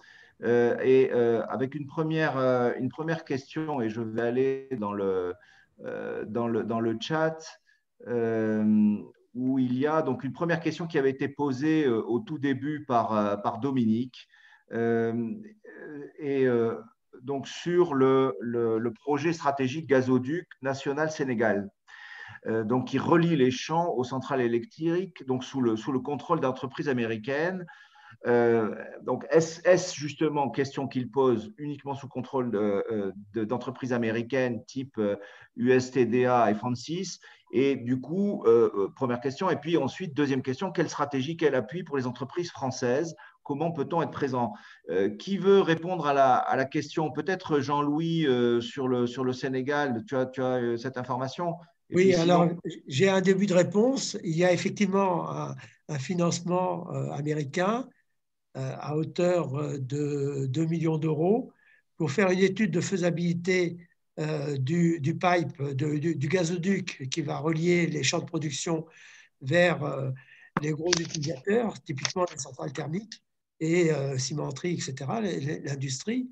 Donc ce projet il est entendu qu'il va financer le développement des entreprises américaines. C'est une première étape. Cette étude a été faite maintenant. Donc, en tout cas, elle a été partiellement faite. Il va y avoir des appels d'offres, y compris auprès de sociétés américaines qui pourraient faire l'ingénierie et la construction du pipe. Alors, ça pourrait être une opportunité pour une société française d'essayer de trouver un partenaire américain, mais ça va être un petit peu limité. Ce qui est clair, c'est qu'il y aura en parallèle à ce financement, d'autres financements, mais ça, il faudrait demander autour de la table s'il y a des gens qui pourraient répondre, des financements qui viendraient de l'État, qui viendraient peut-être de la Banque mondiale, qui permettraient de développer après la migration des centrales thermiques vers du fioul vers le gaz, la connexion vers les réseaux privés, etc. Mais ça, c'est un deuxième sujet qui n'est pas aujourd'hui prévu dans l'approche du financement américain, puisque lui, il s'agit uniquement du développement du gazoduc.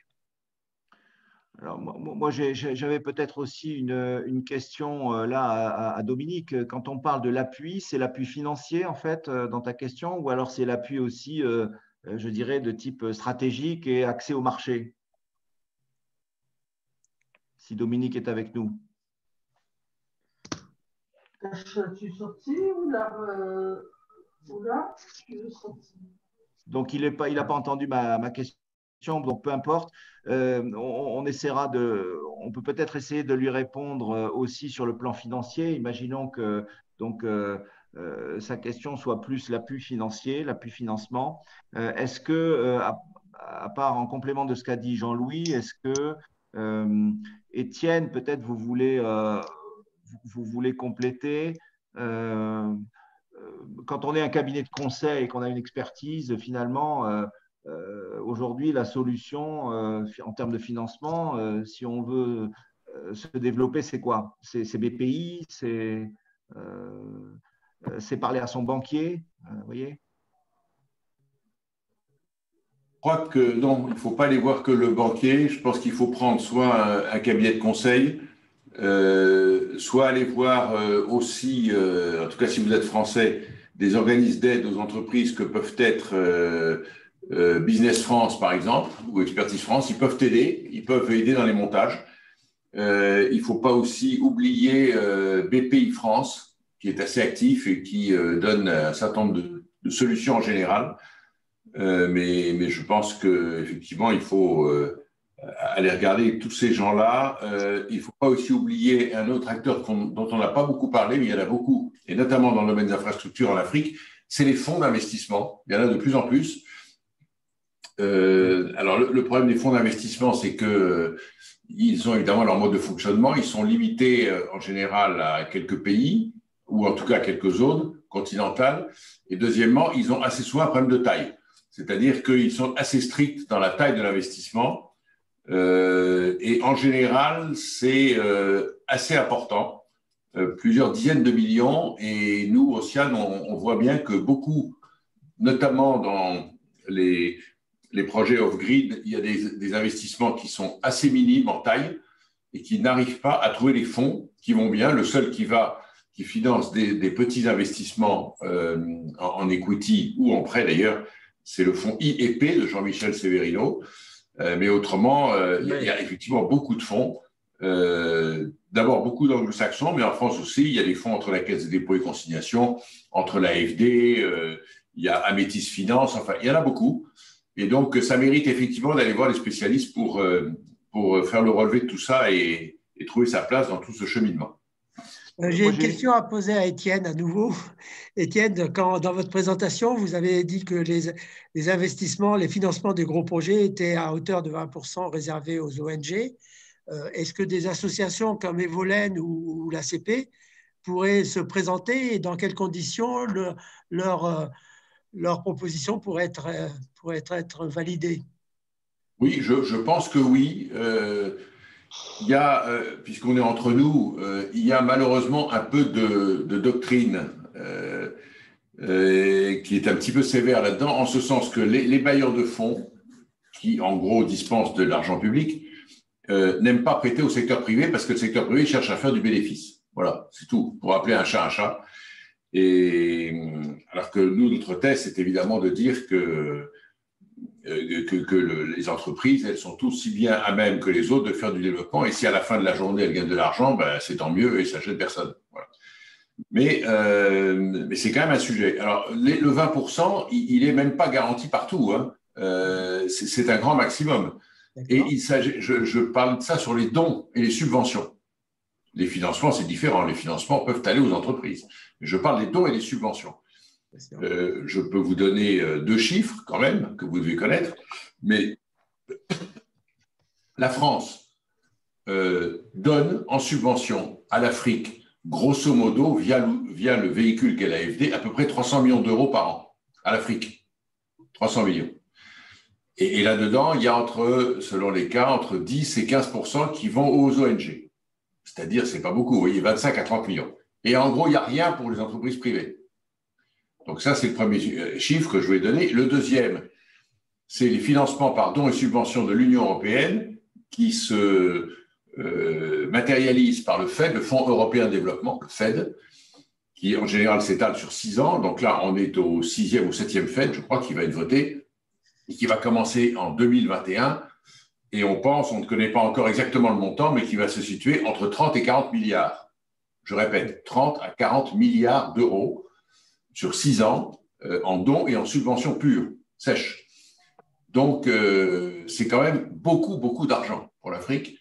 Et donc, un des combats qu'il faut qu'on mène, c'est que le secteur privé puisse participer à cela, non pas majoritairement, mais petitement. Et participer, et ce serait déjà une aide pour faire des fonds d'amorçage, pour mettre en place des fonds d'amorçage et faire le tremplin ou le tremplin et le petit coup de pouce dont beaucoup, beaucoup, beaucoup de projets ont besoin. Voilà. Mais effectivement, ce n'est pas tellement les banquiers commerciaux qui vont aider là-dedans. Il faut plutôt aller voir soit les associations, soit les arrangeurs, soit les organismes qui aident à l'exportation. Qui va gérer côté Europe ces 30 à 40 milliards? Je pense que c'est, je ne sais pas précisément, mais je pense que c'est la DEFCO, qui est la direction, le commissaire et la direction au développement de l'Europe, de l'Union, de la Commission. OK. Donc, si vous avez des questions pour Agnès Rémignac là, sur les dispositifs, sur les techniques de financement, merci de le faire par mail et de l'adresser à Convergence, en fait. Hein, et puis, on relaiera. Moi, j'avais une question pour Guillaume Estager, si tu veux bien, Guillaume. Il y a des projets d'exploitation de puits de pétrole ou de gaz qui se lancent aujourd'hui en Afrique. Quand on est, et avec la problématique souvent du local content, bien sûr, mais avec la problématique pour l'opérateur local quand il existe, d'avoir un partenaire technique et financier pour mener à bien son projet. Donc, quand on est dans un cas comme ça, quel est le conseil que tu peux apporter à un opérateur français qui souhaiterait trouver un partenariat ou monter un partenariat avec cette entreprise locale qui a le projet et qui donc nous sollicite? Je ne sais pas si je suis clair dans ma question. Merci Jean-Pierre. Je vais essayer de donner quelques éléments là-dessus. Alors, on en parlait tout à l'heure et c'est quand même un thème qui est revenu régulièrement. Des financements, il y en a. Le problème dans tout ça, c'est d'avoir des projets correctement structurés. Et pour avoir des projets correctement structurés, ça nécessite de se faire accompagner correctement. Et donc ça, c'est typiquement ce que nous, on fait, soit sur des aspects purement financiers de financement, soit en fusion-acquisition. Donc nous sommes effectivement toute une équipe de banquiers d'affaires et qui intervenons sur ces sujets-là, énergie, financement. Le sujet du partenariat est un sujet clé en croissance externe sur lequel nous intervenons régulièrement via notre réseau pour identifier des partenaires potentiels et surtout pour structurer ce partenariat, qu'il soit capitalistique ou pas capitalistique. Je ne sais pas si j'ai répondu à ta question. Oui, c'est clair. Il y avait une question sur de Rémi Geoffrey sur le stockage de l'électricité produite par les panneaux solaires autres que les batteries. Je ne sais pas si sa question, donc c'est plutôt, voilà, sa question portait plus sur l'opportunité en fait du stockage, de la problématique du stockage de l'électricité. Est-ce que tu peux en dire là, puisque tu es intervenu sur le sujet de l'off-grid et de Très rapidement, et je ne rentrerai sûrement pas sur un sujet technique qui n'est pas du tout notre niveau de compétence, mais clairement, ce que l'on voit, c'est que sur le continent africain, vous avez des réseaux de transmission et de distribution qui sont fragiles et qui ont généralement des grosses difficultés à accueillir de la production intermittente que l'on voit généralement avec du solaire et avec de l'éolien. Donc, au-delà du renforcement des capacités de transmission et distribution, on voit de plus en plus des projets de stockage qui sont généralement à base de batterie. On voit même des projets de plus en plus de stockage uniquement dans le but de rééquilibrer ces réseaux. L'hydroélectricité est aussi une très bonne réponse en fournissant la production d'électricité de base. Après, je ne rentrerai pas plus en avant sur les alternatives à ces différentes technologies. Mais il y en a effectivement. Merci beaucoup. Est-ce qu'il y a d'autres questions là à nos intervenants, puisque tout le monde est quasiment encore présent, mis à part Agnès Rémignac et Céline de Total qui ont dû quitter. Écoutez, encore quelques instants. Peut-être Charles, moi j'avais une question, puisque tu as parlé quand même de différents pays en introduction dans ta partie.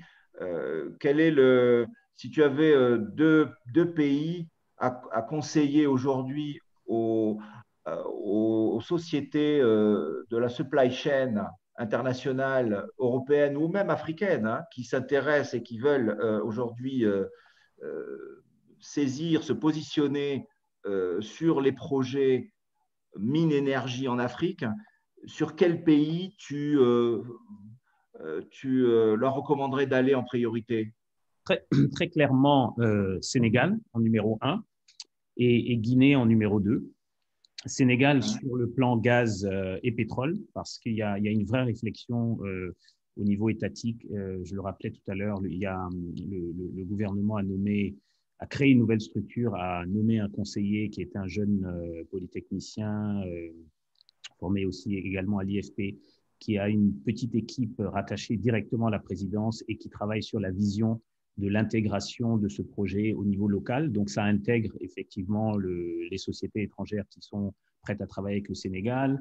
C'est déjà fait en partie, mais la réflexion continue. Donc, il y a vraiment, sur les 3-4 années à venir, un vrai développement, une vraie réflexion stratégique pour préparer l'arrivée de cette production. Donc, je pense qu'il y a de la place pour beaucoup d'intervenants.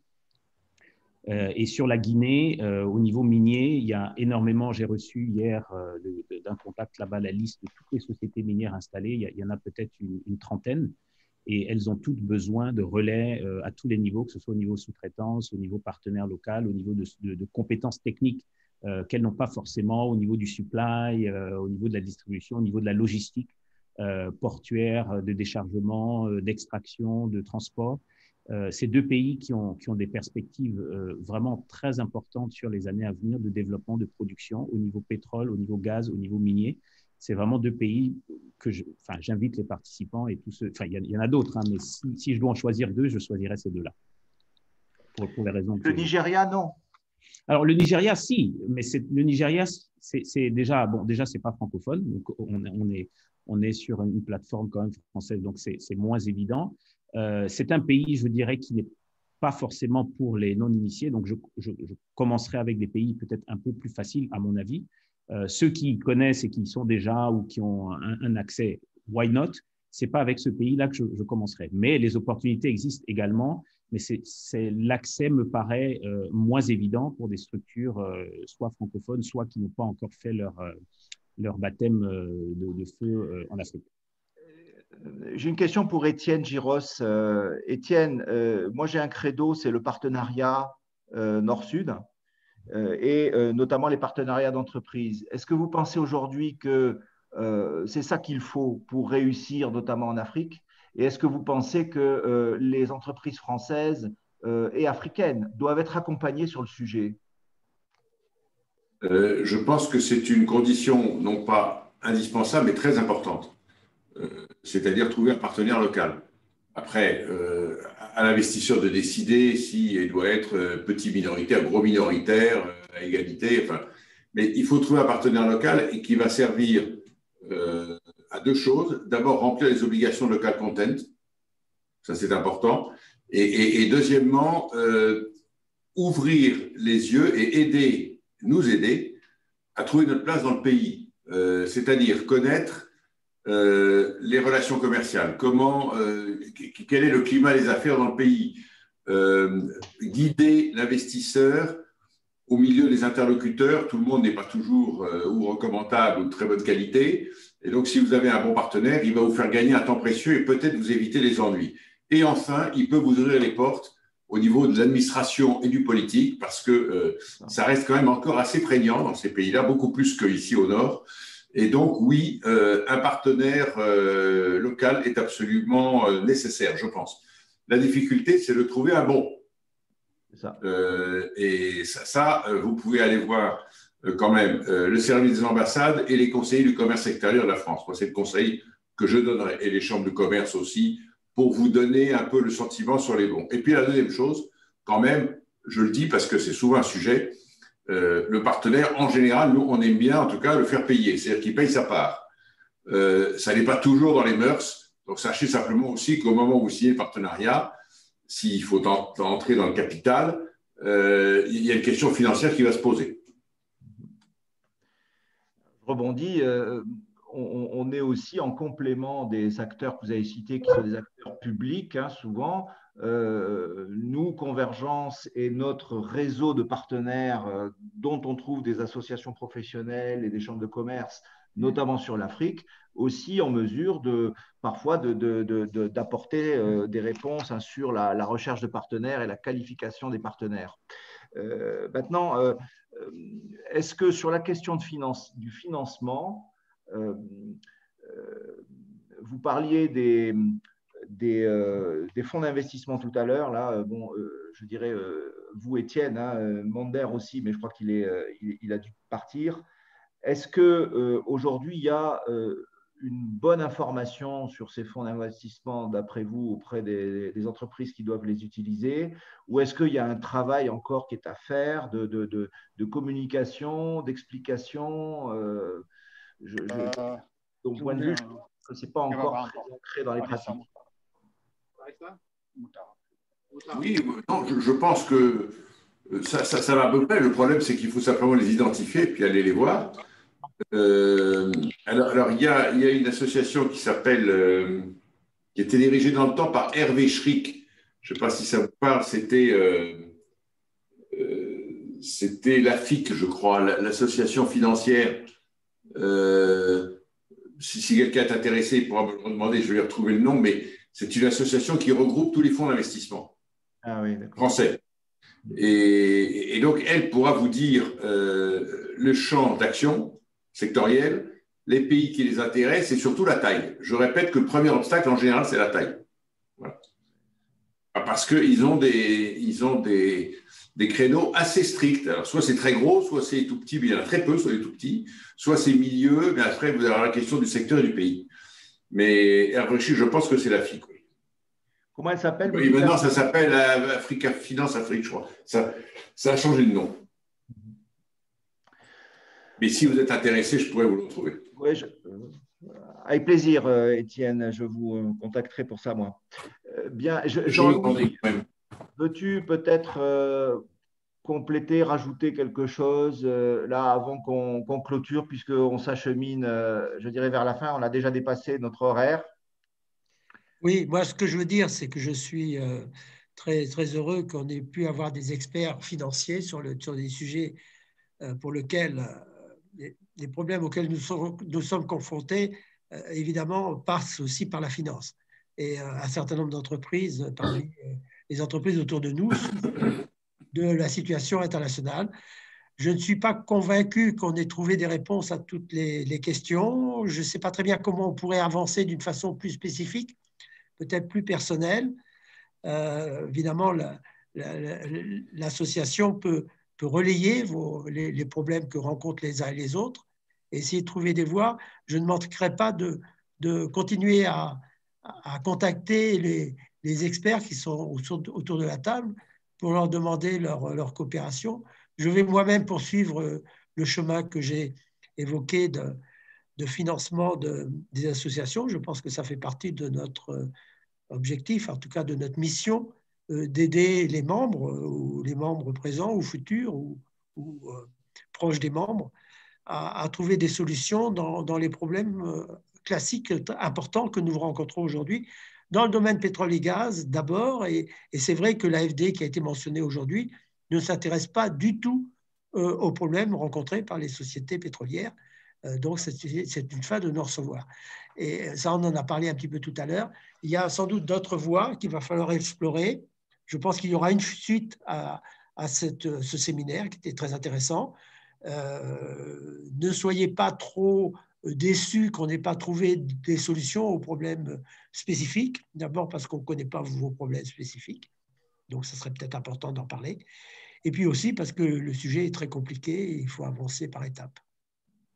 Jean-Louis, je rebondis sur ce que tu dis, parce que vous allez justement, bien sûr, après avoir fait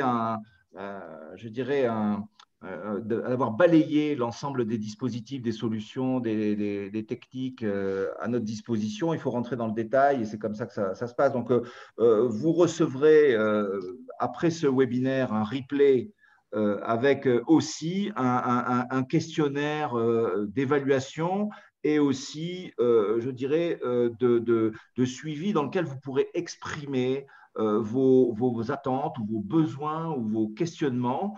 Et bien sûr, nous le traiterons en partenariat et en coordination avec l'ensemble des experts qui ont pu intervenir aujourd'hui.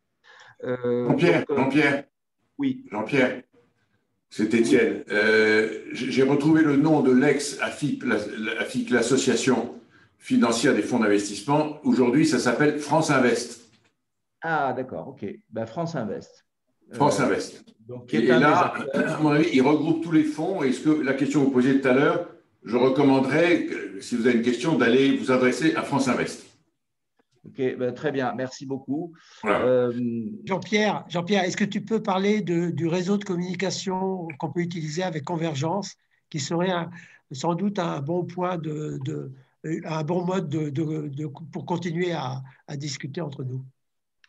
Oui, bien sûr, vous recevrez, Convergence, comme vous le savez, apporte dans son dispositif une plateforme digitale de mise en relation d'affaires, de mise en relation professionnelle, qui est spécifiquement positionnée sur le local content comme pépinière, je dirais, des petites et moyennes entreprises en Afrique qui ne sont pas encore identifiées, je dirais, pour faire partie de l'écosystème local content.